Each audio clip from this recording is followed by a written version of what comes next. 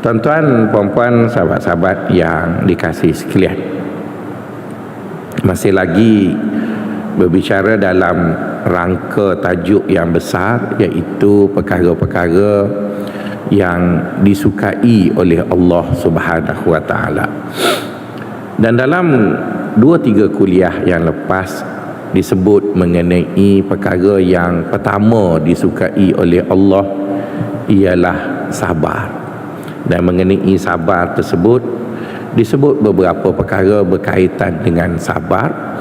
Antaranya, apakah asas yang dibina di atasnya kesabaran, apa makna sabar, apa rukun sabar, apa perkara ataupun jenis sabar jika dinisbahkan kepada Allah, dan akhirnya ialah jenis-jenis sabar yang dinyatakan oleh Allah di dalam Al-Quran berasaskan firman Allah, ya ayyuhallazina amanusbiru wasabiru warabitu. Rasanya dengan kuliah itu selesai kita berbicara mengenai sabar. Kita pergi kepada perkara yang kedua pula yang disukai oleh Allah, di mana Allah bukan sekadar menyukai perkara tersebut, malah Allah memerintahkan kita untuk melakukan perkara tadi. Perkara itu yang dibincangkan pada pagi ini ialah mengenai taubat, di mana Allah menyebut dalam Al-Quran, innallaha yuhibbut tawwabina wa yuhibbul mutatahhirin. Sesungguhnya Allah suka kepada orang-orang yang bertaubat, dan Allah juga suka kepada orang-orang yang bersih. Tuan-tuan dan puan-puan, sahabat-sahabat yang dikasihi sekalian, bagi mengulas mengenai taubat ini secara menyeluruh, setidak-tidaknya saya perlukan 2 kuliah, iaitu pagi ini, dan oleh kerana saya ada 1 kuliah sebulan, bulan depan sekali lagi baru habis pasal taubat. Pertama sekali, tuan-tuan, dalam mengulas mengenai taubat ini, orang sufi mengatakan bahawa taubat apabila kita berbicara mengenainya, ada 4 perkara yang perlu difahami oleh kita apabila kita berbicara mengenai taubat. Perkara pertama ialah mengenai kedudukan taubat itu di sisi agama. Macam mana kedudukannya? Yang kedua, tuan-tuan, ialah mengenai dosa, di mana adalah mustahil seseorang itu ingin bertaubat tapi dia tak tahu dosa mana yang dia buat. Dia tak tahu dosa mana yang dia buat. Di antara perkara yang kita merasakan orang perempuan itu adalah misteri, ialah dia merajuk dengan kita tanpa sebab. Kadang-kadang kita tak tahu sebab apa, tiba-tiba dia moncong. Jadi kita pun tanya, kenapa pula tarik muka ni? Tak tahu sampai sudah, tuan-tuan. Jadi disebabkan mereka kerap marah kita tanpa sebab tu, maka kita pun fahamlah perempuan itu misteri, tuan-tuan. Bukan sekadar isteri, tapi dia juga misteri. Misteri bermaksud teka-teki yang sukar dijawab, tuan-tuan. Jadi agama kita tak mahu kita ni bertaubat, tapi kita tak tahu dosa mana. Kena spesifik. Maka sebab itu saya tidak menganggap salam pada pagi raya itu taubat. Kan orang Melayu bila pagi raya dia salam 00 00 00. Jadi kita pun tengok kat dia, kosong apa? Lah kosong lah semua dosa. Tak boleh begitu, tuan-tuan. Kalau semudah buat dosa ke orang, lepas tu pagi raya jumpa 00 00, sedaplah jadi orang jahat, tuan-tuan. Lepas tu kalau tak maaf masuk neraka. Allah, dia mau buat jahat kita. Lepas tu masa minta maaf tak cakap dosa mana hak tak minta maaf. Lepas tu kita tak maaf, neraka. Allah. Jadi tak boleh tuan-tuan. Dosa mesti spesifik. Bila dia kata kat kita kosong-kosong, kita kena tanya dia, kosong hak mana? Kosong hak cala kereta kawal tu kah? Ke kosong, sebutlah kosong yang mana tuan-tuan. Jadi ramai orang mengambil kesempatan di atas hadis-hadis Nabi yang menunjukkan Allah itu pemaaf. Misalnya Nabi sebut, bila hamba-Ku datang kepada Aku dengan memohon taubat kepadaku, walaupun dosanya memenuhi langit dan bumi, maka Aku ampunkan dia.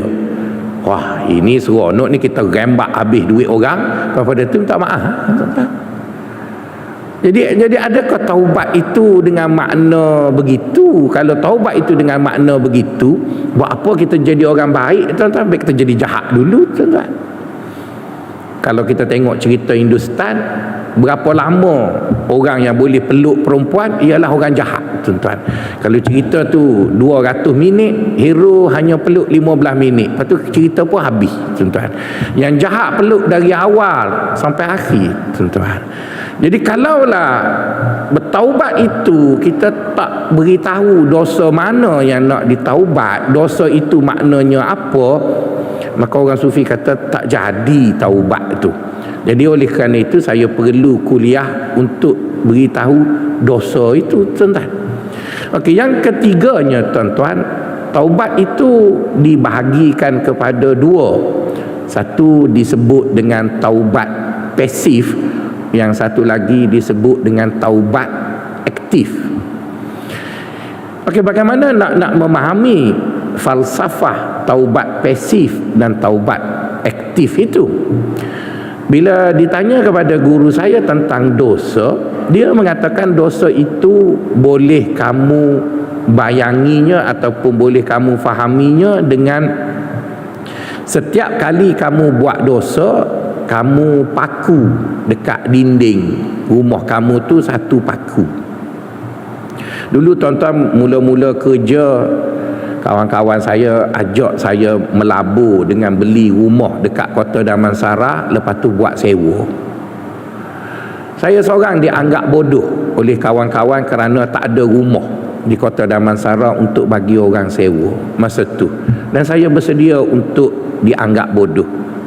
Bila dah tua, saya tanya balik kawan-kawan saya yang beli rumah kat Kota Damansara, macam mana rumah dulu? Oh, dia kata ada hak jadi budu pun ada. Lepas tu dia kata sakit jiwa lebih banyak dari untung. Sebabnya bila kita beli rumah kos rendah, kita akan tahu siapa yang akan sewa, iaitu yang sewanya ialah orang tak ada duit. Bila orang tak ada duit, mesti dia tak bayar sewa tuan-tuan. Dah lah dia tak bayar sewa, dia tangguh sewa 2 tahun, lepas tu dia lari tengah malam. Tuan rumah pergi, rumah tu penuh dengan sampah dan dah jadi budu dah tuan-tuan. Jadi di antara perkara yang kita ketemui dalam rumah sewa yang kita ada tu, iaitu penyewa suka paku di dekat tembok rumah tu. Dia paku. Jadi tuan-tuan, dosa lebih kurang paku itulah. Jadi apabila kita melakukan taubat pasif, dia seperti mana kita cabut paku tu. Okeylah, paku tu dah dicabut, maka dia dikira seperti taubat. Habis bagaimana lubang yang ada kat paku tu, kat tembok tu? Lubang tu Allah settle lah. Mu buat hak, orang lain tolong settle tuan-tuan. Itu perangai menteri kerajaan tuan-tuan. Dia rembat-rembat, lepas tu bajet akan datang, settle lah tuan-tuan. Sebab tu bila menteri pencing, dia pegang apa-apa organisasi, lingkup organisasi tu, dia buat macam agensi kerajaan lah tuan-tuan. Jadi tuan-tuan, kita tak boleh berfikir begitu. Bila kita buat satu benda, kita mesti bertanggungjawab penuh di atas apa yang kita buat. Dan kalau kita tidak selesaikan apa yang kita buat itu, kita akan didakwa di akhirat. Jadi oleh kerana itu, kita faham konsep agama kita. Allah kata, kalau kamu nak balik jumpa aku, pastikan engkau settle semua benda. Kalau engkau tak settle semua benda, aku tak terima engkau. Allah sebut, ya ayyatuhan nafsul mutmainnah irji'i ila rabbiki radiyatan mardiyah. Wahai jiwa manusia, ataupun wahai manusia, jika engkau nak balik dekat aku, pastikan engkau selesaikan semua hutang yang kamu buat. Disebut radiyah. Radiyah tu maksudnya apa-apa hutang yang kamu buat, kamu kena reda untuk selesaikan, baru aku terima kamu. Itu suatu penegasan yang datang daripada Allah, bahawa nak balik pada dia mesti beres, tuan-tuan, mesti beres. Jadi oleh kerana kita perlu beres sebelum kita balik pada Allah, dalam dunia ini kita buat macam-macam.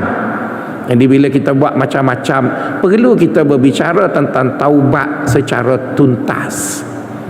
Yang perlu difahami taubat itu secara tuntas, dan ia tidak semudah kefahaman kita tentang taubat seperti mana sebahagian besar di kalangan kita memahami tentang taubat tidak beza seperti mana orang Hindu memahaminya dengan pergi ke Sungai Gangga. Orang Hindu percaya bahawa bila mereka buat dosa banyak mana, bila pergi ke Sungai Gangga, mereka mandi dan mereka balik suci. Maka nampaknya model itu ada kedengaran di kalangan kita, dengan mengatakan kita buatlah dosa banyak mana, asalkan boleh pergi haji mabrur, kita beres. Kebetulan ada hadis Nabi sebut, man hajja mabruran laisa lahu jazaun illal jannah. Dalam riwayat yang lain, siapa yang balik daripada haji yang mabrur, maka dia kira selesai seperti mana dia baru dilahirkan oleh moknya. Wow.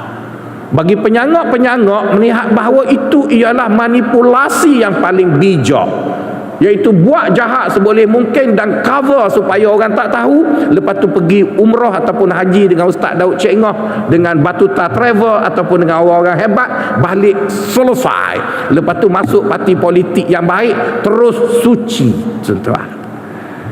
Wah, mudahnya, tuan-tuan. Kalau macam tu, buat apa saya jadi ustaz baik, tak ada pitih, tuan-tuan. Lebih baik jadi ustaz jahat, tuan-tuan. Dan saya mengaji India lama, idea nak tipu orang banyak, tuan-tuan, dalam kepala. Mengaji dengan orang India, tuan-tuan. Tapi bila kita tak buat, mesti ada sebab. Kenapa kita tak tipu orang? Kenapa kita tak buat? Sedangkan orang lain semua buat. Kerana kita percaya pada konsep agama, apa yang kita kena buat, kita kena selesaikan. Tuan-tuan, ustaz kan sahamnya tinggi kalau nak kahwin janda, betul kan? Tinggilah daripada tuan-tuan, melainkan orang kaya tinggi jugalah. Tapi biasanya ustaz lagi tinggi, sebab janda kan nak orang yang membimbingnya ke akhirat. Boleh je, dan orang perempuan dia tak tengok handsome. Kita tengok ramai lelaki handsome hidup membujang, uduh macam saya ni, ya bini ramainya, tuan-tuan. Boleh je nak kahwin, tuan-tuan. Tapi kenapa tak kahwin? Kerana kita percaya kahwin itu bukan setengah jam malam Jumaat je, the whole day kena pikul, tuan-tuan. Nak kahwin buat apa kita kecil manis? Tengok pun tak naik, tuan-tuan. Kahwin itu bukan sekadar atas katil. Kahwin itu ialah tanggungjawab, perasaan, bagi nafkah. Jadi bila kita tak boleh selesaikan semua benda itu, isteri kita akan tarik kita untuk kita duduk selesaikan dengan dia dulu sebelum kita masuk syurga. Dia tak semudah itu, tuan-tuan. Dia bukan kita kahwin je dulu, lepas tu kita try lah. Adil tak adil, minta maaf. Begitukah agama ajar kita hidup? Jadi oleh kerana itu orang sufi kata, perlu kita fahami tentang dosa secara tuntas, maka pada ketika itu barulah kita boleh bertaubat. Maka dengan sebab dosa itu ada bentuk tertentu, maka para ulama mengatakan taubat itu ada dua jenis. Satu dinamakan taubat pasif, manakala yang kedua disebut dengan taubat aktif. Apa makna taubat aktif? Taubat aktif ialah kita cuba menyelesaikan segala damage yang terhasil daripada dosa-dosa yang kita lakukan. Jadi itu 4 perkara akan saya sebut dengan tuan-tuan. Keempat-empat itu agak besar, mungkin perlu 4 kali kuliah ataupun 3 kali kuliah. 1 kuliah memang tak selesai. Okey, kita pergi kepada perkara pertama dahulu, iaitu mengenai kedudukan taubat dalam agama kita. Tuan-tuan, puan-puan, sahabat-sahabat yang dikasihi sekalian, saya percaya secara peribadinya dengan satu doktrin dalam agama kita yang menyatakan bahawa kita masuk syurga kerana Allah suka. Saya percaya dengan itu dan saya memujuk tuan-tuan supaya bergerak melalui doktrin tadi, iaitu kita masuk syurga kerana Allah suka pada kita. Dan saya tak perlu hurai panjang kerana memulai perbincangan ini sudah disebut dalam satu kuliah yang panjang. Saya tidak bersetuju ataupun saya tidak mengikuti doktrin lain yang berbicara tentang masuk syurga, di mana ada sebahagian ustaz membawa doktrin kita masuk syurga kerana amalan kita banyak. Saya tak ikut doktrin tu. Saya ikut doktrin kita masuk syurga kerana Allah suka pada kita. Jadi tuan-tuan, bila kita bergerak berasaskan doktrin itu, maka kita pun berbicaralah tentang taubat pada pagi ini. Dan kita menemui beberapa ayat-ayat Quran yang menunjukkan kepada kita bahawa taubat tidak boleh dipandang ringan. Ayat yang pertama yang Allah Ta'ala sebut dalam Al-Quran, di mana Allah menyatakan begini: Ya ayyuhallazina amanu tubu ilallahi jami'an ayyuhal mu'minuna la'allakum tuflihun. Yang bermaksud, wahai orang-orang yang beriman. Dia tak sebut wahai manusia, kerana bila manusia ada manusia jahat, ada manusia baik. Dia sebut wahai orang yang beriman. Maksudnya orang yang beriman itu orang baik adalah. Kalau kita kata baik itu kita lah. Sebab ramai orang kat Taman Tun sihat tapi tak mari solat subuh. Kita yang sakit-sakit lutut ni mari solat subuh. Kira baiklah tuan-tuan. Jadi kita yang baik-baik ini Allah beritahu dekat kita. Sepatutnya dia beritahu benda lain lah kan. Tapi dalam dia mengakui kita baik, dia kata wahai orang baik-baik, itu kita, kamu semua kena bertaubat. Kita orang baik-baik ni disuruh bertaubat. Dan dia tidak sekadar sebut kamu kena bertaubat, kerana ayat itu tidak begitu penegasan. Dia sebut semua. Semua ni maksudnya kita ada berapa kelas dalam masjid ni. Pertama, kita ada kelas penceramah, betul kan? Mu pun kena taubat juga, penceramah. Lepas tu kita ada kelas kedua, pegawai masjid, tu imam, tu bilal pun kena taubat tuan-tuan. Kita ada kelas ketiga, iaitu pengerusi masjid, pun kena taubat juga tuan-tuan. Kelas keempatnya ialah jemaah konsisten, pun kena taubat juga tuan-tuan. Kelas kelima ialah jemaah yang sekejap datang sekejap tak datang, pun kena taubat juga tuan-tuan. Jemaah kelas keenam mari ketika ada masalah sahaja, pun kena taubat juga tuan-tuan. Maksudnya tuan-tuan, siapa pun yang ada dalam masjid ini, Allah kata mu kena taubat.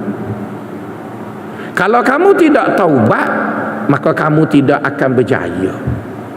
Jadi tuan-tuan, mestilah kenyataan itu sepatutnya difahami dengan lebih detail. Ustaz kok ceramah pun kena taubat juga. Kau ustaz buat apa? Nantilah dulu tuan-tuan. Nantilah dulu. Itu dalam konteks masjid.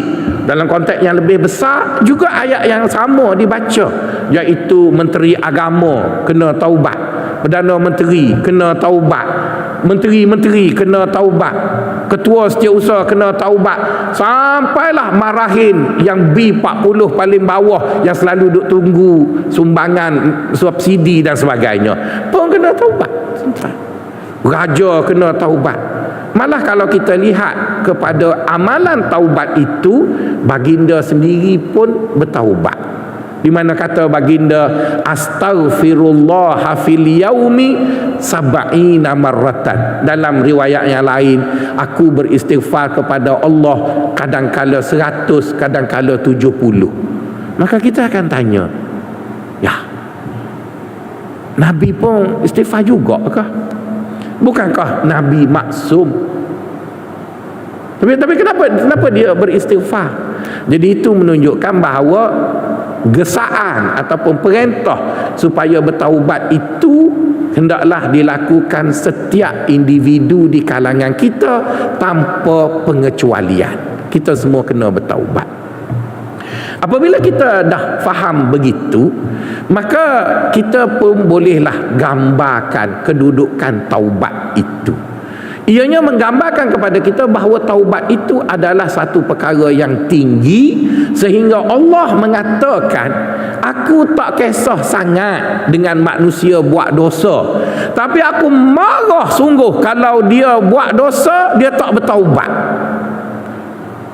Jadi tuan-tuan, dosa yang kita buat dalam kita hidup ini, Allah tak kisah sangat.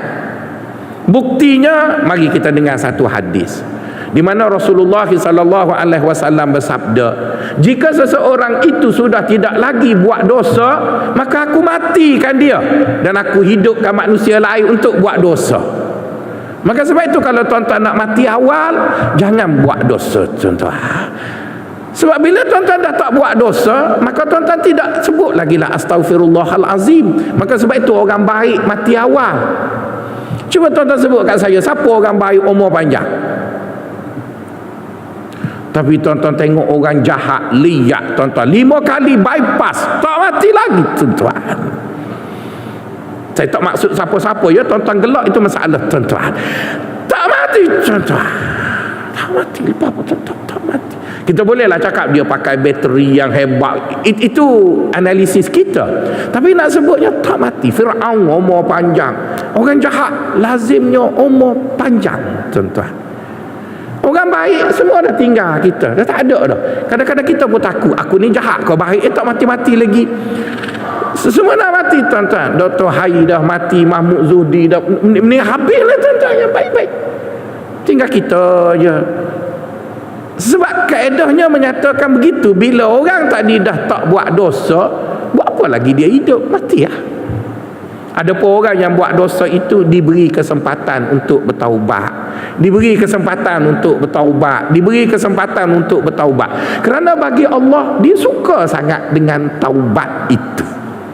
Dia suka dengan taubat itu. Kerana dengan taubat itulah yang dia suka tadi, maka perlu diberi sesuatu untuk manusia tadi bertaubat.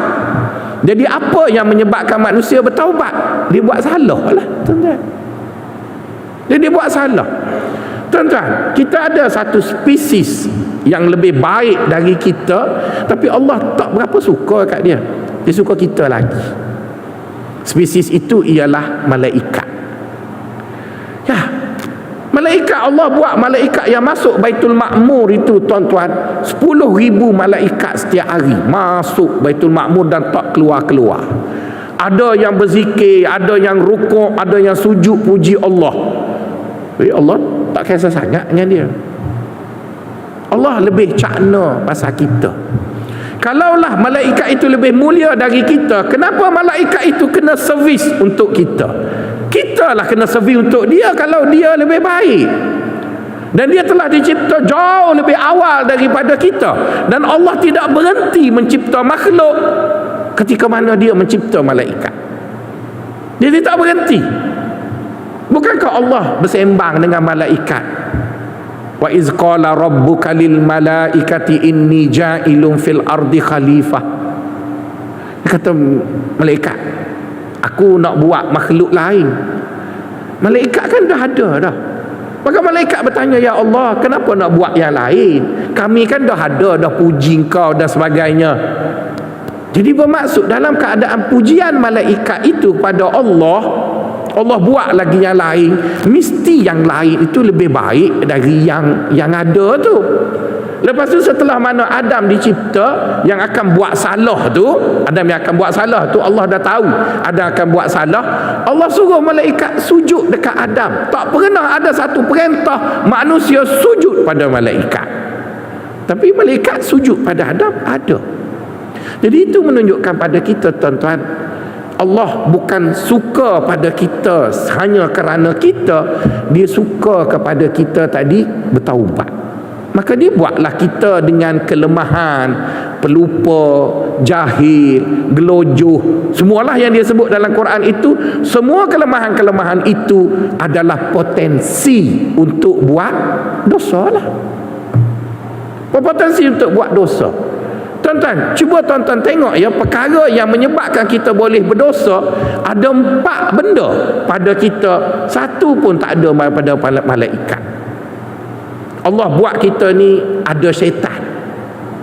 Syaitan akan tipu kita. Inna syaitana lakum aduun fattakhizuhu aduwa. Tapi kalau syaitan dia jumpa malaikatnya, lempang ke malaikat aja. Allah buat syaitan, maka kebarangkalian kita tertipu dan berdosa sebab ada syaitan dah berapa besar, tuan-tuan. Lepas tu Allah buat kita pula hawa nafsu. Dengan hawa nafsu itu, tuan-tuan, kita dah umur 70 masih maintain baik lagi, kira hebat lah, tuan-tuan. Kita ada cerita Harut wa Marut, pernah dengar kan? 2 orang malaikat diturunkan ke bumi untuk tes hawa nafsu. Bagi 3 hari je, tuan-tuan, 3 hari je malaikat tu turun ke bumi, diberi hawa nafsu. Hari ketiga bunuh orang dah, tuan-tuan. Kita 73 tahun ada hawa nafsu, maintain lagi SPRM tak cari. Betul kan? Okey lah, tuan-tuan. Okey lah. Tapi dosa-dosa lain tu ada lah, tuan-tuan. Tetapi okey nak banding dengan malaikat tu, malaikat kena 3 hari pun rembeh dah. Kita. Sebab tu saya lebih yakin iman orang duduk bandar daripada iman orang duduk kampung. Sebab mula-mula saya mari dari kampung ke bandar, saya tengok perempuan je saya asyik duk astagfirullah, astagfirullah, astagfirullah. Sebab tengok perempuan seksi, betul kan? Bila lama dah kita duduk bandar, kita tak tengok-tengok dah ke dia. Kita sibuk benda lain, tuan-tuan. Maka orang kampung pula mari astagfirullah, astagfirullah, astagfirullah. Kita kata tengok buat apa? Dia tak payah tengok. Oh, dia kata boleh je duduk dekat perempuan cantik tak tengok. Boleh je, ni ramai ni. Tuan-tuan muda kan dulu kan seksi, mana ada kes apa panggil gangguan seksual, okey je, apa baik je, tuan-tuan. Kalau tuan-tuan nakal, tak ada, okey je. Jadi bermaksud, tuan-tuan, manusia itu lebih baik kerana manusia itu satu ada setan, yang kedua manusia itu ada hawa nafsu, yang ketiga Allah beri pada manusia tubuh yang lemah. Tubuh yang lemah. Di saat kita muda dulu, kita punya hawa nafsu tu kuat, maka pada ketika itulah kita buat dosa. Dan di saat kita nak jadi baik, semuanya lemah. Masjid Taqwa hari ni je agak pelik sikit, semuanya tak bersandar. Mana mungkin kerana buat dekat perempuan tu je. Biasa kat semua duduk dinding. Ustaz ceramah keluar nak tekak pun dia tidur. Sebab letih itu, tuan-tuan. Sebab letih je. Bila nak jadi baik je, tua baru nak jadi baik. Nak semayang pun. Jadi menunjukkan bahawa Allah yang buat kita tadi lemah. Allah tak pernah buat malaikat macam tu. Ada malaikat yang kerja roket atik. Tuan-tuan pernah dengar dia ambil MC? Oh, kalau malaikat roket atik ambil MC naik, kita mari masjid dia demam, tak tulis. Lepas tu bila dia dah segar, kita tengah duduk ngupak baru tulis. Allah, kita dah masjid lama lagi. Mana ada malaikat MC, mana ada malaikat nyanyuk, mana ada malaikat stres seperti apa yang ada dekat JPA urus staff tu, tak ada. Malaikat tu maintain dari awal dia masuk servis sampai dia hancur selepas kiamat. Tak ada apa pun. Jadi bermaksud fizikal dia menyokong dia untuk jadi orang baik. Fizikal kita tak sokong kita untuk jadi orang baik. Masa nak buat baik, masa itulah dah lemah. Itu nombor 3 ada pada kita. Nombor 4, tuan-tuan, Allah jadikan kita makhluk yang sengaja dia nak uji kita. Dia tak buat malaikat, dia nak uji malaikat. Dia tak buat pun malaikat untuk diuji. Tapi dia buat kita, dia suruh kita baca Al-Mulk tiap malam. Tabarakallazi biyadihil mulk wa huwa ala kulli syai'in qadir allazi khalaqal mauta wal hayata liyabluwakum. Jadi dengan 4 perkara itu, tuan-tuan, takkanlah Allah nak masukkan kita dalam neraka hanya kerana kita berdosa. Tak. Zalim dia masukkan kita dalam neraka hanya kerana kita berdosa. Tapi apa yang menjadikan dia masukkan kita dalam neraka setelah kita berdosa, iaitu kita tak nak taubat. Yalah, kita tak nak taubat aja. Kita lihat kepada apa dosa yang dilakukan oleh iblis dan apa dosa yang dilakukan oleh Adam. Kedua-duanya pernah duduk dalam syurga, setaralah. Kedua-duanya bukan penghuni asal syurga, setara. Kedua-duanya ada akal, setara. Dan kedua-duanya disabitkan dengan satu kesalahan. Maksudnya iblis ada satu je salah, terus kena tendang dari syurga. Adam juga ada satu je salah dan kena tendang ke syurga.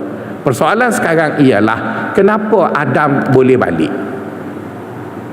Kenapa Adam boleh balik? Iblis tak boleh balik.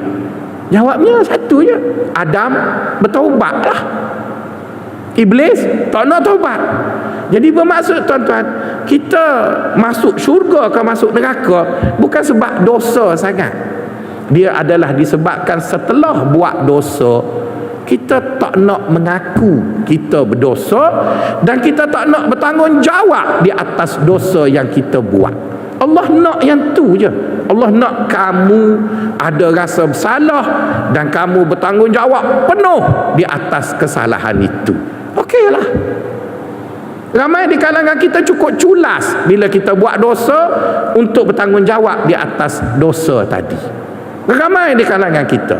Kalau yang muda, dia tidur dengan anak perempuan orang, lepas tu perempuan tu mengandung, maka dia sembuh lagi. Dan masyarakat kita support dosa tu. Itu masyarakat kita bila ada perempuan yang mengandung di luar nikah, kita asyik duk marah dekat perempuan tu je. Sedangkan kajian yang dibuat oleh Jabatan Kebajikan Masyarakat, mana-mana perempuan yang terlibat dengan pengandung di luar nikah, kalau 10 orang, 2 orang je disebabkan oleh wanita, 8 disebabkan oleh lelaki. Pernah kita dengar masyarakat kita potong kemaluan lelaki yang buntingkan anak orang? Tak ada. Yang lelaki selamat, tak tahu apa-apa. Mujur saya tak jadi menteri agama. Kalau saya jadi menteri agama, kita kepeh sikit mana yang sebab mu yang salahnya. Masyarakat menghukum perempuan, apalah mencoreng arang di muka ayuh lah. Sedangkan budak perempuan tu tak salah pun. Yang salahnya lelaki. Mana lelaki? Ada tak drama Melayu yang mengutuk lelaki yang membuntingkan anak orang? Tak ada, tuan-tuan. Dan lelaki yang buat itu tak nak mengaku, dan satu akan terus buat. Dan itulah yang menjadikan celakanya, tuan-tuan. Kita menghukum orang lain dengan tidak waras, dan kita melepaskan orang yang buat dosa yang tak bertanggungjawab. Kadang-kadang kita merasakan, kenapalah kita hidup beragama ini songsang sangat-sangat. Kenapa kita hidup beragama itu songsang? Kita marah kepada anak yang lahir daripada luar nikah, kita buang, kita campak. Akhirnya bila Kristian ambil anak-anak Melayu yang luar nikah, jaga sampai besar, dan sekarang dah ada Melayu Kristian daripada anak luar nikah, baru kita bising. Oh, mau blok. Asalnya aku ambil yang kau buang. Bising apanya? Kau dah buang kan? Apa bising? Jadi sebenarnya, tuan-tuan, cara kita hidup beragama itu agak sedikit menyimpang. Kenapa? Kerana kita maafkan orang yang buat salah dan menjadikan orang yang buat salah itu tidak bertanggungjawab penuh di atas salah yang dia buat. Kerana kita beranggapan bila dia sebut I'm sorry, maka selesai. Ya, I'm sorry itu satu aspek selesai. Tapi aspek damage yang terhasil daripada dosa itu, siapa nak selesai? Siapa nak selesai, tuan-tuan? Dulu, tuan-tuan, pernah satu hari, taklah dulu, dalam setahun yang lepas, saya pergi ceramah dekat IPK Kuala Lumpur. Jadi bila ketua polis tu beria nak panggil saya ceramah juga kat sana, saya pun up lah sikit demand, sebab selalu duk tengok menteri langgar traffic light, betul kan, dengan polis dia langgar, rasa mesti sedap ni langgar traffic light depan orang. Jadi saya pun cakap lah dekat ketua polis tu, saya boleh pergi tapi kelas tu rapat sangat dengan masa. Oh, dia kata jangan risau ustaz, kita hantar polis trafik iring ustaz. Oh, sedap tuan-tuan. Bila kita naik kereta, cuma kereta saya buruk, tak basuh, itu yang malu sikit ya. Orang mungkin tanggap apa tak tahu. Ni bila naik kereta buruk saya tu, polis kat depan luar tong langgar habis, semua orang kena tepi. Berasa seronok juga jadi macam ni. Tapi pernah lah sekali nak tunggu jadi menteri, tak ada orang lantik jadi calon. Okeylah, pernah lah begitu. Bila sampai dekat IPK Kuala Lumpur, ceramah bla bla bla bla, sudah tu minumlah dengan ketua polis Kuala Lumpur. Tiba-tiba datang ketua polis trafik Kuala Lumpur duduk belah saya. Dia pun cakap, saya ni ketua polis trafik. Ya. Tengah-tengah makan tu dia bisik kat saya, ustaz tak nak semok ke saman? Saya kata tak nak. Dia kata biasa ustaz kalau datang ceramah sini mesti akan jumpa saya ejas saman. Tuan-tuan rasa dia baik ke dia perli saya? Mesti dia perli saya, sebab ustaz sendiri pun langgar peraturan jalan raya, lepas tu ejas tuan-tuan. Dan itulah orang kita, buat salah tak nak tanggungjawab di atas salah, ejas, semua benda ejas tuan-tuan. Saya kata tak nak. Dia kata saya semok dah ustaz, ada 2 saman je. Betul saya bayarlah, tunggu diskaun saya bayarlah, kenapa nak kena ejas ni? Tanggungjawab lah. Saya pun tahu saya bawa laju masa di Merapuh satu lagi dekat Kuala Terengganu. Ya betul. Tak nak ejas. Tak. Bayar. Lepas tu diskaun hari tu bolehlah bayar 150 2 saman. Okeylah tuan-tuan. Dah kita buat salah, tanggunglah tuan-tuan. Ini asyik duk cari kabel je. Macam mana? Boleh je? Boleh. Lama-lama kan tuan-tuan, dia jadi budaya kita tak malu ejas tu. Jadi kadang-kadang ejas tu kita terbawa sampai ke akhirat, kita nak ejah juga dengan Zabaniyah. Kita pergi kat neraka, tak boleh kau ejah masuk syurga. Itu yang ada dalam kepala kita tuan-tuan.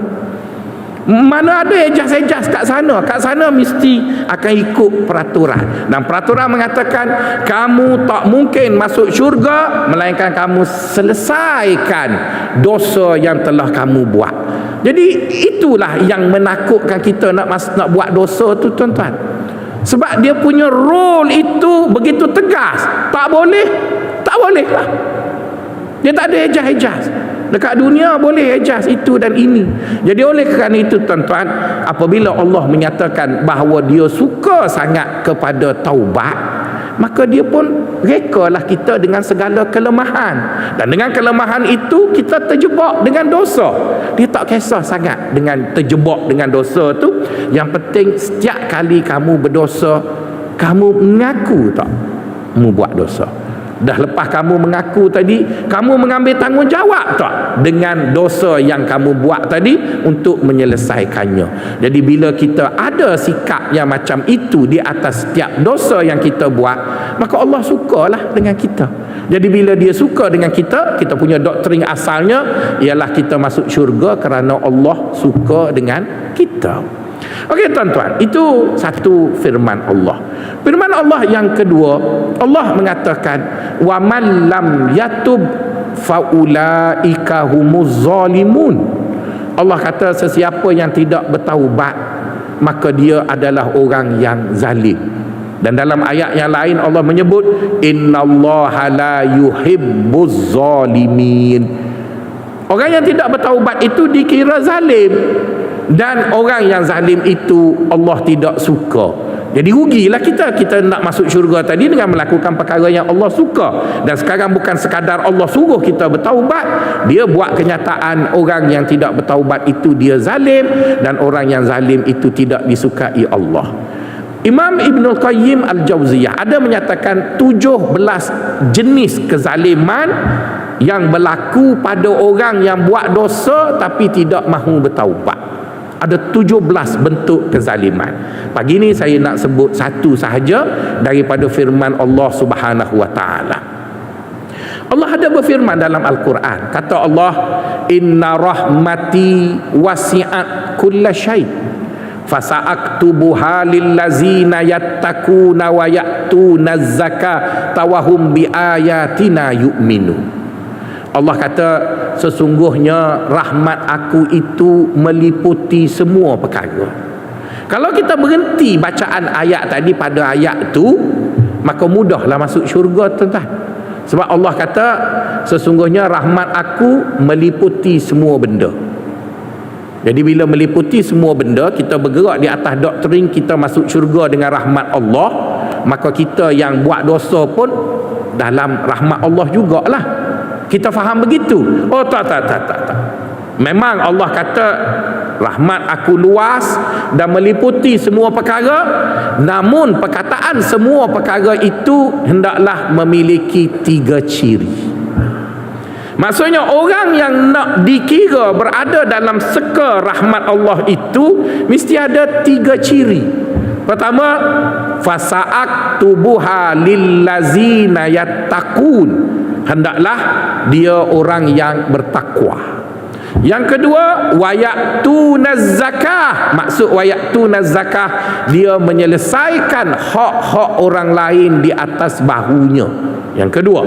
Dan yang ketiga, dia adalah orang yang beriman. Dan berbalik kepada orang yang beriman tadi, Allah akan sebut, wahai orang-orang yang beriman, hendaklah kamu bertaubat semuanya.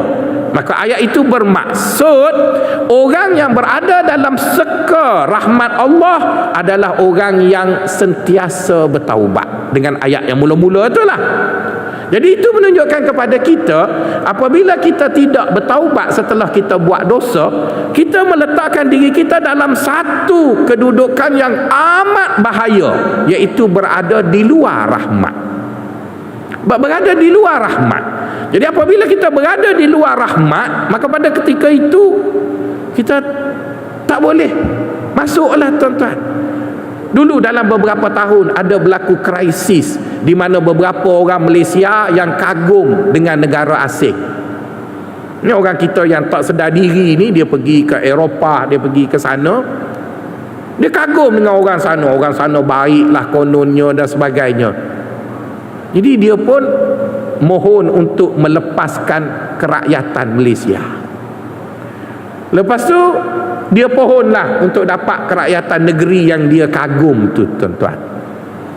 Bila dia duduk di negeri yang dia kagum tu, dia ingat dia tu sama putih dengan Mak Saleh.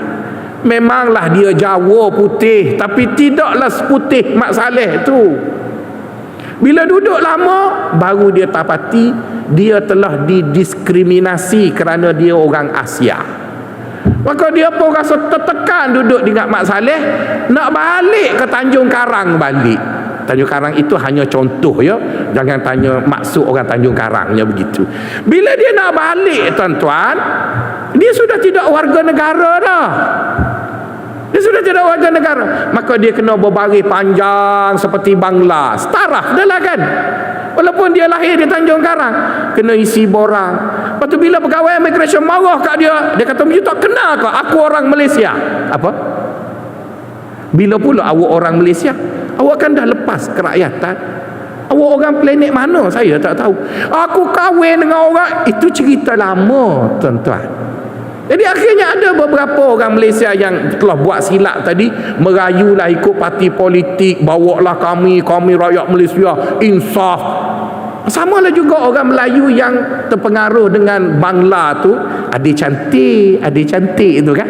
Akhirnya dia pun baliklah ke Bangladesh. Dia ingat dekat Bangladesh tu lebih baik. Tengok air dia lebih teruk dari air Kelantan lagi. Barulah dia lepas tu telefon lah, bawa balik saya. Balik mana dah, awak lari dah pergi.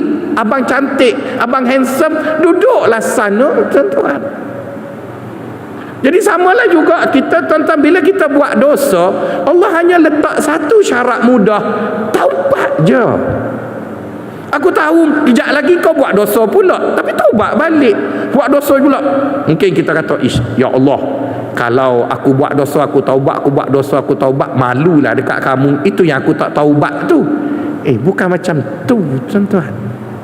Disebut dalam satu hadis, sesungguhnya manusia itu lebih mudah merasa jemu meminta maaf berbanding dengan Allah merasa jemu memaafkan dosa. Kenapa Allah akan jemu untuk memaafkan dosa? Kerana dia telah buat satu makhluk yang berpotensi buat dosa. Apa nak jemunya tuan-tuan? Dulu tuan-tuan, saya tidak memahami falsafah taubat ini. Saya selalu marah student bodoh. Selalu marah, kenapa lah kau ni lembab sangatlah, ajar 5 kali pun tak faham. Ada seorang budak jerantuk, dia berani lawan saya, dan dia memberi satu pelajaran yang berguna pada saya pada tahun 2009. Masa tu saya baru dapat PhD, kita berasa kita cerdik lah, padahal bodoh tak habis lagi. Kenapa marah lah, kenapa? Dia pun bangun dengan menggigilnya. Lepas tu cakap, dia kata, doktor, ya apa benda? Kami ni doktor mujur bodoh doktor, sebab itu doktor boleh jadi pensyarah. Kalau kami cerdik belaka, doktor kena pencing lah. Saya pun duduk, betul juga ya, betul lah, sebab dia bodoh lah. Saya dibayar gaji belah-belah ribu untuk ajar dia jadi cerdik, betul kan? Kalau dia cerdik dah, buat apa kau ada? Jadi sejak daripada itu kan tuan-tuan, saya dah tak marah dekat tuan-tuan. Banyak kali sebut pun tak ingat-ingat juga, sebab makin bagus diulang, dah tak perlu baca buku lagi. Dan sebab hak beritahu pun tak ingat dah. Nanti bulan depan mari kita sebut yang lain. Kadang-kadang kita test sebut benda yang sama, nampak dia tulis balik, serupa tak pernah dengar tuan-tuan. Mujur tuan-tuan tua. Kalau tuan-tuan muda, letihlah saya tiap-tiap kuliah further study. Jadi maksudnya tuan-tuan, sengaja dibuat alam ini penuh dengan kekurangan. Sengaja dibuat. Oleh kerana dia sengaja buat segala kekurangan, tiba-tiba dia marah kita kerana kurang. Kan pelik. Maka sebab itu dia buat kenyataan dalam hadis qudsi. Allah kata, aku tak pernah jemu maafkan kamu wahai hamba-Ku, maka kamu mintalah maaf dengan aku. Minta maaf je.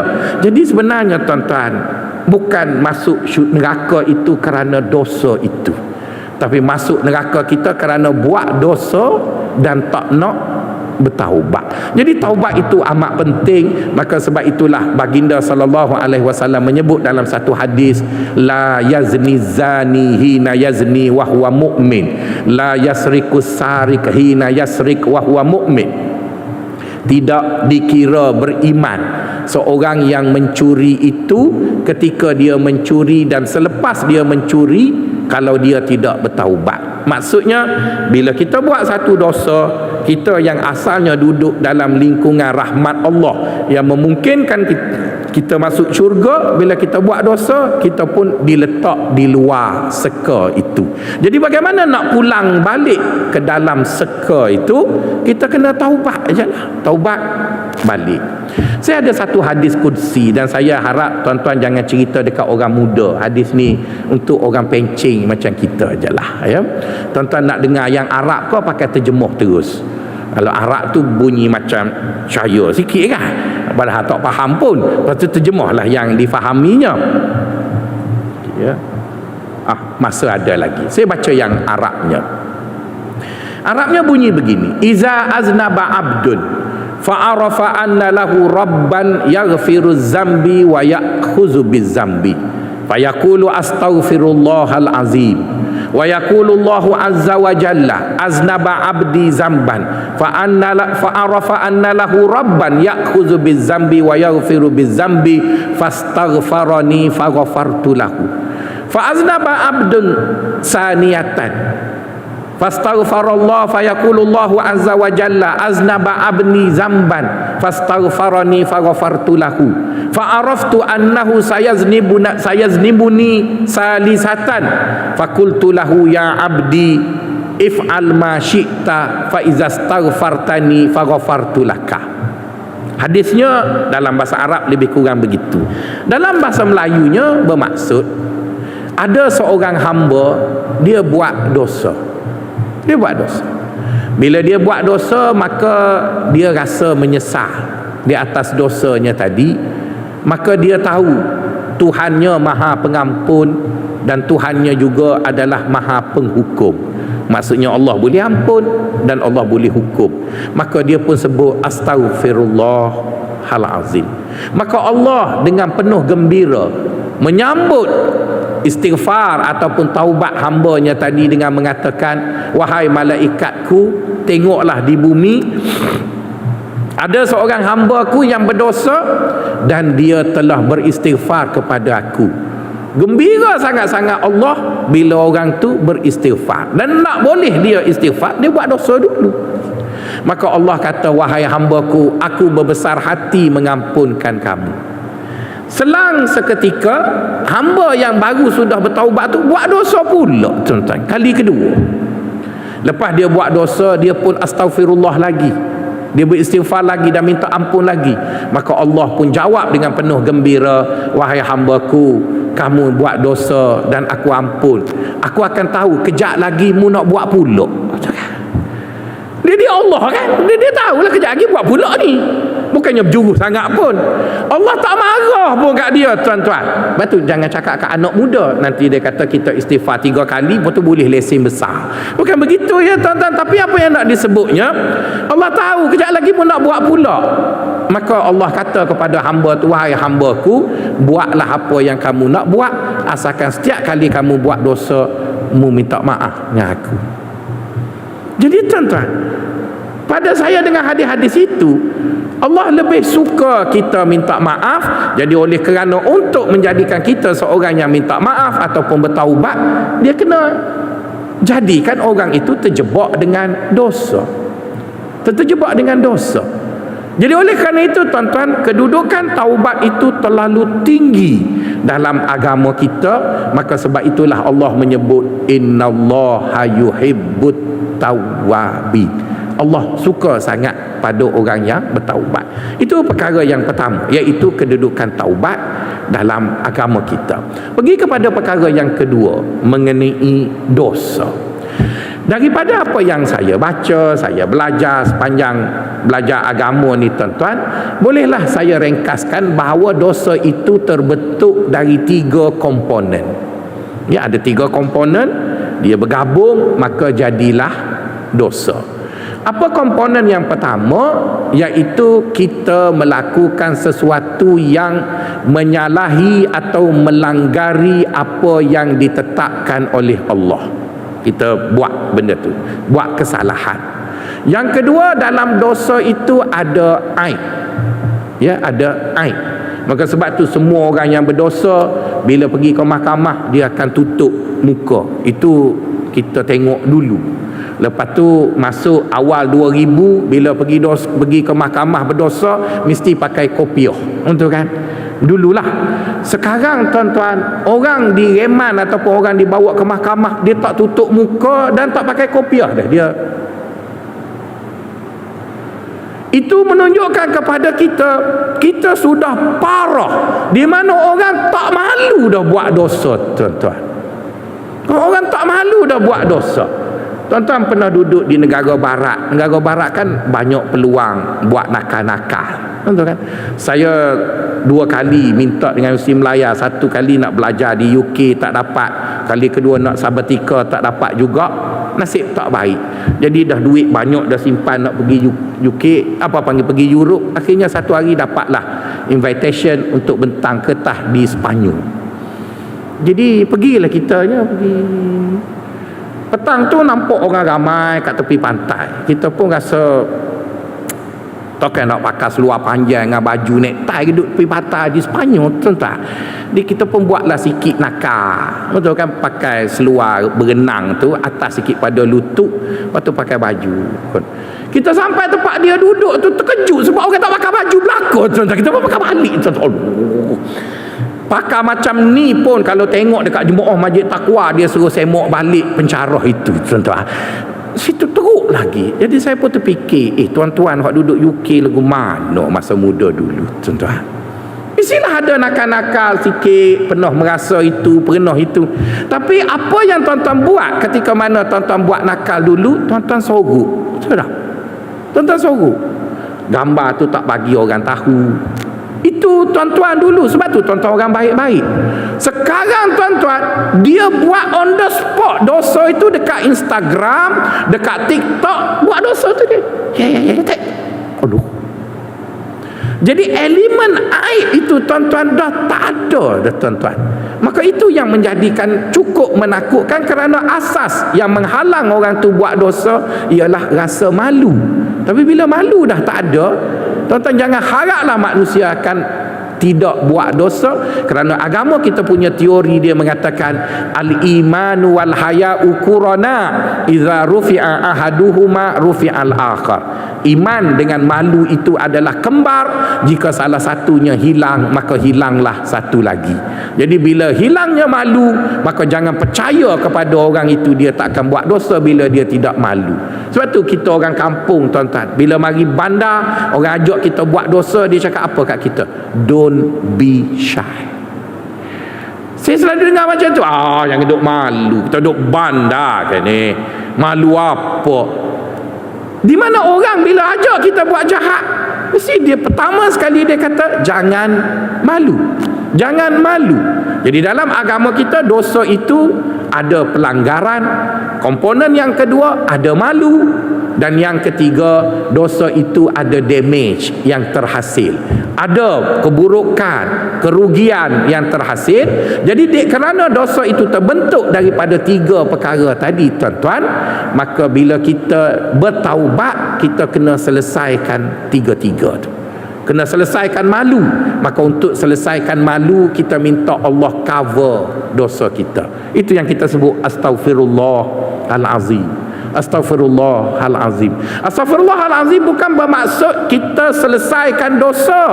Kita minta Allah tutup aib kita daripada orang tahu dosa yang kita buat. Kita semua ada dosa tuan-tuan. Adalah sikit sebanyak itu ini. Bila kita sebut astaghfirullahalazim, alhamdulillah hari ini orang tak tahu dosa kita. Bila orang tak tahu dosa kita, orang respect kita. Imam Al-Ghazali rahimahullah mengatakan ada tiga perkara yang Allah buat mujulah bini kita tak tahu tuan-tuan. Pertama, benda yang ada dalam kepala kita. Benda yang ada dalam kepala kita, bini kita tak tahu apa tuan-tuan. Kalaulah bini kita boleh scan kalau ada dalam kepala kita, tobak dia tak goreng nasi kat kita tuan-tuan. Memang kita tidur sebelah dia, tapi kita mimpi dengan siapa tak tahu tuan-tuan. Kita tak tahu. Cuba bayangkan kalau atas dahi kita ni ada skrin 5 inci macam telefon ni melekat kat situ tuan-tuan. Kan bila kita tidur dia pun tekan review hak kita mimpi, dia pun dia tengok, oh janda hak mari masjid tu ya. Oh nanya tuan-tuan, pagi tu makan sendiri lah mu. Kita tahu tuan-tuan. Dan tuan-tuan takkanlah dalam kepala tuan-tuan tak ada benda nakal. Kau tuan-tuan suci belaka, tipu pula tuan-tuan.